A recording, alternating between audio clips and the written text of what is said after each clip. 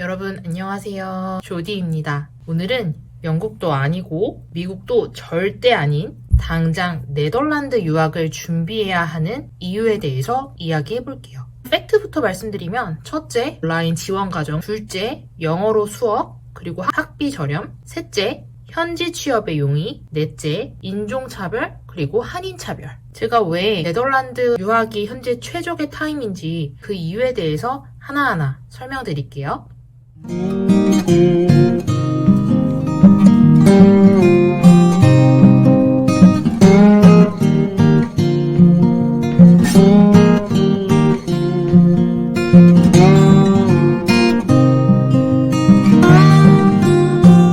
말씀드리면 첫째, 온라인을 통한 수업, 대학 지원들이 좀 활발히 변화되고 있는 추세인데 네덜란드 MBA 한 코스는 지원 과정의 일부를 스킵했다고 합니다. 실제로 제가 이번 연도 이제 6월에서 8월까지 우리 구독자분들 4명을 모시고 무료 멘토링을 했는데 이 중에서 한 분이 네덜란드 대학원 MBA 과정에 합격을 하셔서 내년 1월에 이제 입학하실 예정이에요. 이 멘티 분의 말씀을 들어봤더니 지원 과정 중에 일부가 스킵이 되었고 그 대신에 특수한 어떤 온라인 강의를 무조건 들어야만 하는 그런 게 생겼다고 해요. 어떻게 보면은 이 학생들한테 조금 어려운 시험의 일부가 스킵이 되고 그게 온라인 강의로 전환이 되는 거니까 저 같은 지원자들은 굉장히 좀 환호를 지를 만한 지원 과정으로 변화되지 않았나 싶습니다. 따라서 현재 네덜란드 대학원들은 온라인 시대에 맞춰서 온라인 지원 과정을 조금 새롭게 변화시키는 노력을 하고 있는 것 같아요. 이런 새로운 제도나 지원 과정을 빠삭하게 좀 공부한 다음에 그 틈을 찾아서 공략해야 되지 않을까 생각합니다. 두 번째는 영어인데요. 아마 대부분의 한국 분들이 뭐 영국, 미국, 캐나다, 또 뭐 호주 이 등으로 유학을 가시는 주된 이유가 영어 때문일 거예요. 영어 학위 과정을 밟을 수 있으니까요. 그런데 여러분, 네덜란드도 영어로 수업을 합니다. 또 정말 감사하게도 미국하고 영국에 비해서 거의 한 3분의 1 정도 학비가 저렴합니다.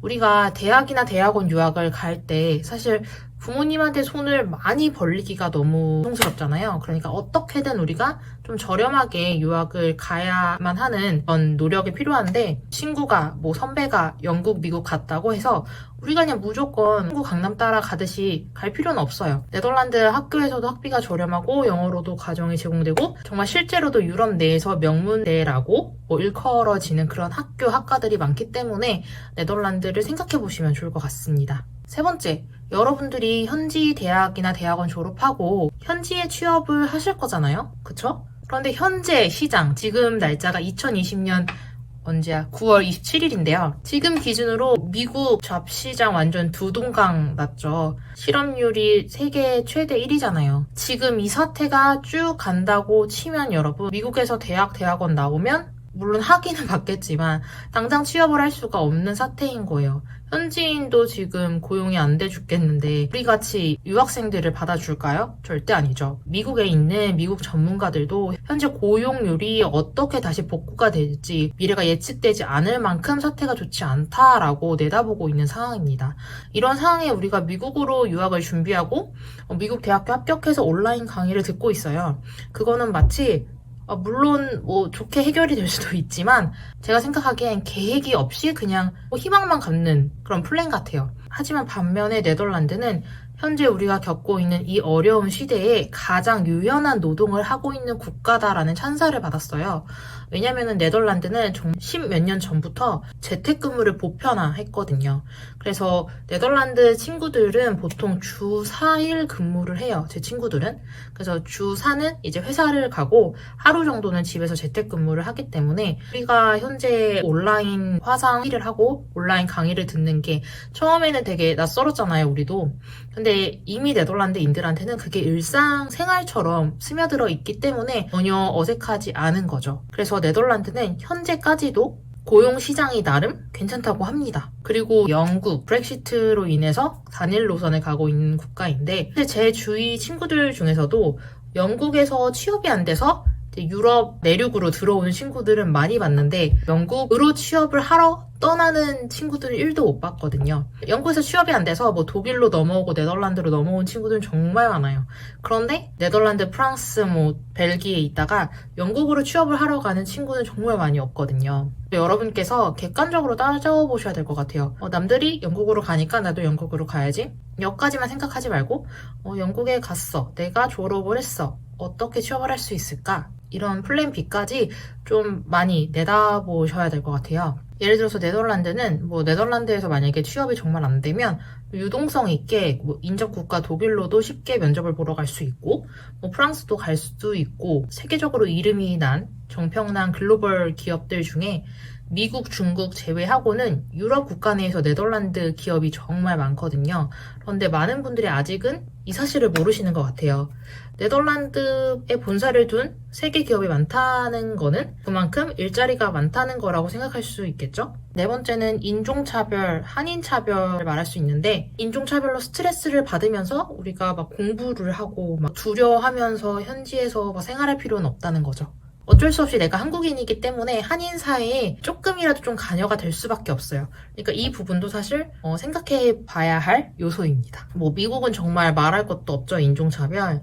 네덜란드도 물론 인종차별이 아예 없다는 건 아니지만 그래도 어떤 차별이 있으면 어느 정도 좀 풀려고 하는 국가이긴 해요. 제가 미국하고 네덜란드에 다 살아봐서 뭔가 제가 체감하기에는 미국은 인종차별하면 딱 떠오르는 국가죠. 정말 차별이 심한 거. 그거는 제가 더 설명할 필요가 없을 것 같아요. 여러분들 다 아시기 때문에. 네덜란드는 예를 들어서 여러분들이 뭐 마트를 갔어요. 근데 누군가 나한테 뭐 차별을 하는 것 같아.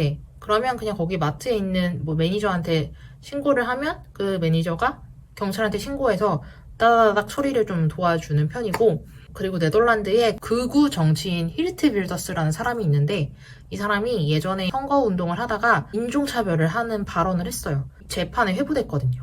그러니까 그만큼 네덜란드는 차별에 있어서 막 빨리빨리 처리는 하진 않지만 어떻게든 그 사람한테 죄를 주고 이 사람을 처벌하려고 노력을 하는 국가이긴 합니다. 그리고 또 하나의 차별, 한인차별이라고 이거는 제가 감히 이름을 한번 지어봤는데 이거는 순전히 제 개인적인 의견이긴 합니다, 여러분. 제가 미국에서 있었을 때 만났던 이제 한인 이민자분들은 대부분이 약간 색안경을 좀 끼고 계셨던 것 같아요. 제가 만난 한인만 그랬을 수도 있고 이분들이 아무래도 아메리칸 드림을 꿈꾸고 가서 정착한 분들이셔서 그랬을 텐데 굉장히 열심히 피 터지게 경쟁심이 엄청난 그런 사회에서 사시더라고요. 한국에서 우리가 경쟁하는 것보다 더 심하게 한인 사회에서 살고 계시더라고요. 어학연수를 오거나 그런 대학 유학을 가는 학생들한테 너 어차피 니네 부모가 돈 줘서 영어 공부로 하러 왔고 어차피 너 한국 돌아갈 애지? 약간 이런 식으로 좀 바라보시는 게 많더라고요. 그리고 물론 예전에 뭐 그런 유학생들을 많이 봐서 그렇게 바뀐 걸 수도 있겠지만 어쨌든 저같이 좀 착한 학생들이 느끼기에는 도대체 여기 이민자들은 왜 이러지? 이런 느낌을 정말 많이 느꼈거든요. 그런데 반면에 이제 네덜란드에서 만난 한인들은 아무래도 이분들은 아메리칸 드림처럼 뭔가를 꿈꾸고 넘어온 게 아니라 본인들이 직접 뭔가 복지사회에서 살고 싶기 때문에 넘어온 사람들 또는 해외 공간 뭐 이런데 주무관 등으로 발령이 나서 오시는 가족 이민이 많기 때문에 그래서 그런지 경쟁적인 뭐 그런 분위기는 절대 아니었고 서로서로 도와주는 분위기를 정말 많이 느꼈어요. 그리고 뭐 한인 수도 미국에 비해서 적기 때문에 커뮤니티도 조금 더 정이 있는 그런 커뮤니티로 느껴졌고 뭐 그런 거 있잖아요. 정말 세세한 질문들 그런 거 다 처리해 주려고 하는 한인들의 분위기 김치 같은 거 만들면은 서로 무료 나눔 하려고 하는 그런 분위기 미국하고 네덜란드 다 살아본 제가 느꼈었을 때 미국의 한인 사회와 네덜란드의 한인 사회 이렇게 조금 분위기가 상반되었습니다.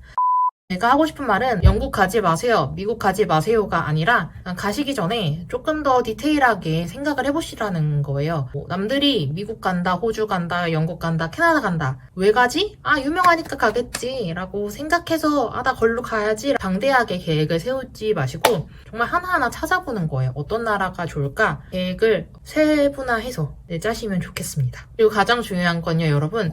우리가 현재 겪고 있는 이 시기가 끝나고 새로운 시대가 도래했을 때 유학시장 많이 변화될 거예요. 감히 그렇게 예측해 보는데 여러분들도 그거에 발맞춰서 그 새로운 시대가 왔을 때 어떤 나라로 내가 가는 게 나한테 유리할지 이런 걸 생각해 보셔야 될 것 같습니다. 그럼 여러분 오늘도 영상 봐주셔서 감사드리고요. 저는 다음에 유용한 정보를 가지고 찾아오겠습니다. 파인이다!